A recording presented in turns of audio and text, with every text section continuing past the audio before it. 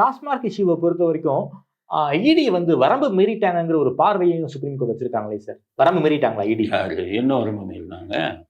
நான் என்ன கேட்குறேன், ஹைகோர்ட் வந்து விசாரிக்கலாம் அப்படின்னு சொல்லி ஆர்டர் கொடுத்தாங்களா இல்லையா? கொடுத்தாங்க. அப்போ ஹைகோர்ட் கொடுத்த ஆர்டர் படி விசாரிக்கிறது வரம்பை மீறினதா? மறுபடியும் சுப்ரீம் கோர்ட்டை போய் சட்டம் படிக்க சொல்லுங்க. உங்க கோர்ட்டு, உங்க ஹைகோர்ட்டு அதுல போட்டாங்க விசாரிக்க கூடாதுன்னு. பெஞ்ச், அது 2 ஜட்ஜு கொண்ட பெஞ்ச் விசாரிக்கலாம்னு சொல்லிட்டாங்க. நீங்க அதுலதான் அப்பீல் போயிருக்கீங்க.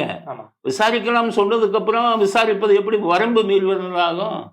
சார், இடி வந்து ரொம்ப கடுமையான வந்து விஷயங்களை வந்து கவுண்டர் அஃபிடவிட்டாக தாக்கல் பண்ணும் போது ஸ்டே வெக்கேட் ஆகும் வாய்ப்பு இருக்குல்ல சார்? அது ஸ்டே வெக்கேட் அப்புறம் இருக்கட்டும். இப்ப வந்து ஸ்டே வெக்கேட் ஆயிடுச்சுன்னா இடி வந்து எங்கனால போறாங்க. இப்ப 1.5 மாசம் இப்ப லீவு உச்ச நீதிமன்றத்துக்கு. மே 26 ஓபன் ஆயிரும் சார். இன்னும் அங்க லீவே ஆரம்பிக்கல.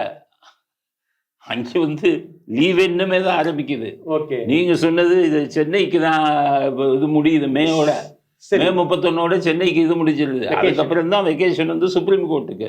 அங்கெல்லாம் வெயில் இன்னுமே தான் அதிகம்.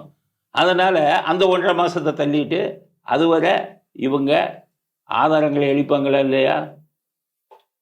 அரசாங்கம் இவங்க கையில தானே இருக்கு. ஆதாரங்களை அளிப்பாங்களா இல்லையா? ஆக நீங்க வந்து இதை தள்ளி போடுவதற்கு குற்றவாளிகளுக்கு துணை போயிருக்கிறீர்கள் உச்ச நீதிமன்றமாக தான் என்னுடைய